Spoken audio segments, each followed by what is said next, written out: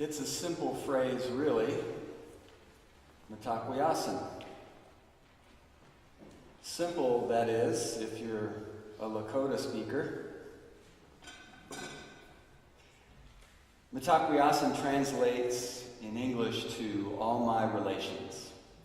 It is spoken whenever entering or leaving the sacred inipi, or the sweat lodge, the sweat prayer lodge. All my relations. It affirms that the Lakota and generally indigenous peoples have a way of understanding that all varieties of life, all species of plant and animal, even the geologic formations, are kin. They each have a dignity as a nation, and each are considered a relation, a relative.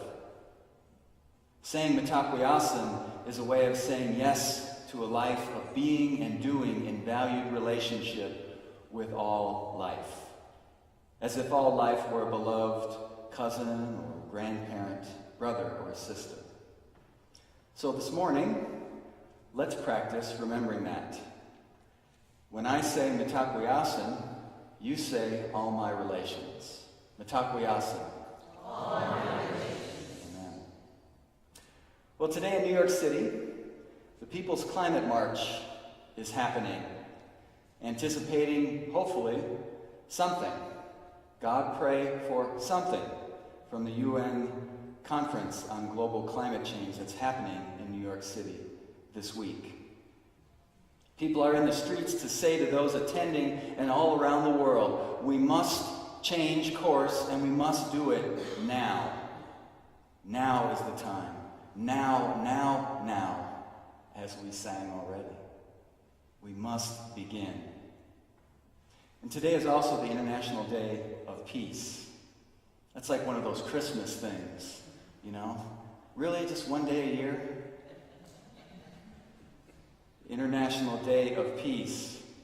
And as a Just Peace community of faith, we here at Wash Park United Church of Christ have affirmed an understanding that justice and peace are two sides of the same coin. If you want peace, see to it that there is justice, that relationships are fair and balanced, that there is a cooperation and a shared power. If you want just relationships, seek them through peaceful intentions and peaceful means. Today I offer that we will not and cannot have peace if there is no justice with all of creation. If our relationship with earth is at odds, it will translate to injustice and to violence. Instead, the ancient spiritual traditions, including our own, point us back to our Creator and to all of creation.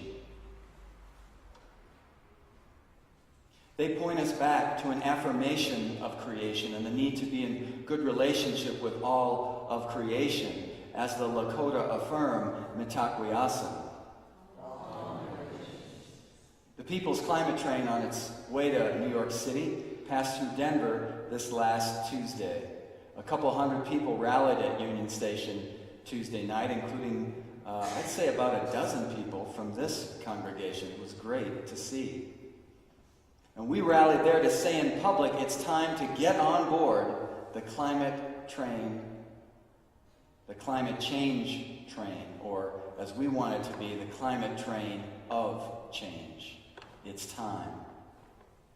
On board was Sarah Barant, a 51-year-old mother and grandmother, a member of First Congregational of Eugene, Oregon, who said about her participation, it's really incumbent upon people of faith in particular because we claim to care about creation and to love the world that God has provided for us.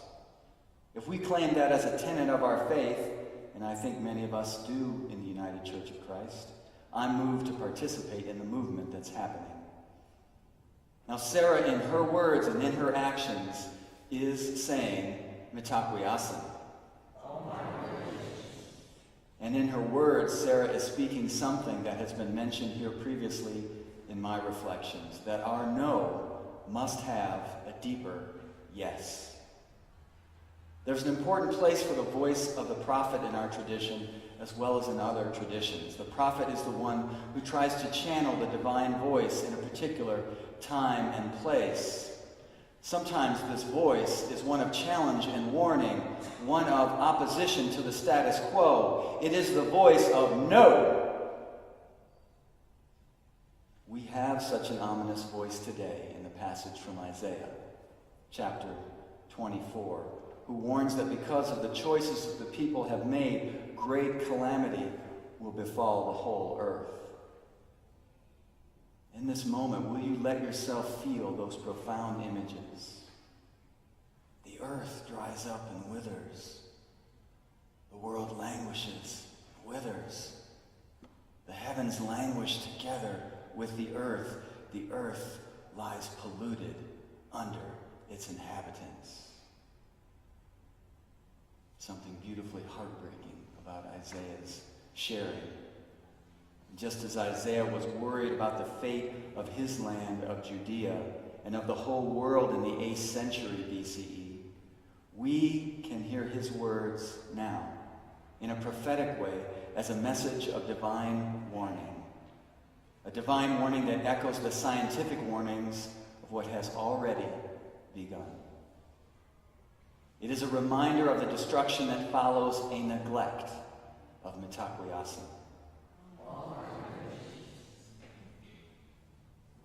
Yet underneath the warnings and the call to say no to the unsustainable relationships of consuming and producing for people of faith, there is a deep yes. A faith-filled soul force yes. A powerful yes that can stand and persevere, that can move souls and systems, that can create new possibilities and birth them into being. At some level, perhaps all of faith is a deep and profound yes. To consider all the pain and difficulty of life and still say yes. To confront what has gone wrong in our own lives and still say yes. To feel our limits of time and abilities as humans and still say yes. To know the scientific and political challenges to our current state and still say yes to life and to acting for life. This is faith. A deep yes to life that leads to the clarity and energy of saying no to that which does not serve life. For people following the way of spirit, that yes can be spoken as mitakuyasin. Feeling the dark words of the prophet in relation to our situation is an invitation to empower our no to business as usual with a deeper wellspring of yes. One that comes from a spiritual vision of this grand creation and earth emerging and evolving with a divine yes. A vision that, when encountered, invites us into a place of wonder and awe and humility. The American writer and activist Starhawk offers us a poem this morning of such a spiritual vision. Did you hear it? You can take your bulletin home if you want to put it up on the fridge or on your desk. It's worth keeping around. You are called by 1,000 names. Beautiful images. We are cells in your body and dance together. You are the grain and the loaf that sustains us each day.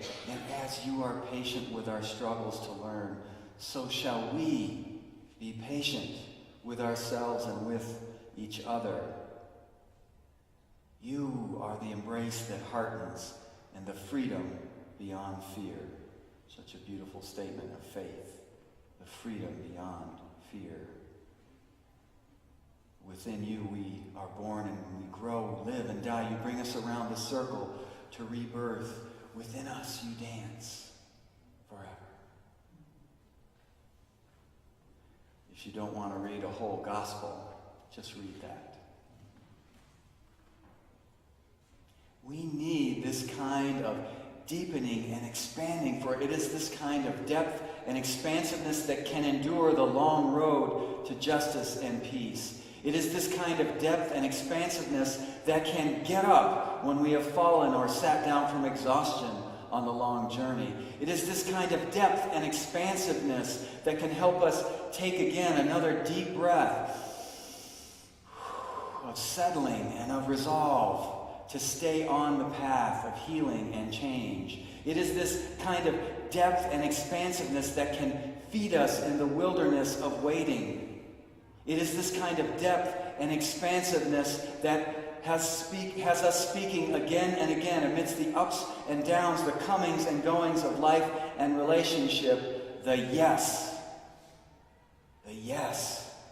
of Mitakuye.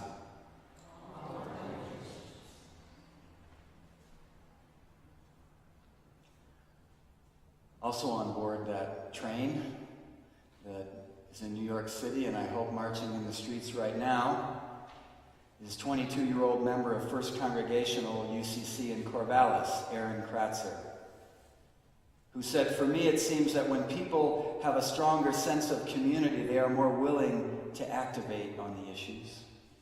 The faith community in particular has a responsibility for our children and for the future of the earth. Spirituality can be a driver to get people engaged." So this morning, thinking of Sarah, who's there, mother and grandmother in New York City. Thinking of Aaron, who's there, this young man, wanting a better world. Thinking of all those people in the streets, over 100,000 probably. I don't know what the count is. It's hard to estimate such things, but perhaps the largest climate march ever, the largest environmental march. Thinking of them, holding them, thinking of all who have gone before, thinking of these words from Starhawk, this warning from Isaiah. Let our presence this morning with each other. Let our singing sung together, our words spoken together, our listening to each other, our reflecting and seeking for the divine flow of grace and wisdom and healing. Let us call mind, body, soul, and strength into a speaking and acting of Mitakuye.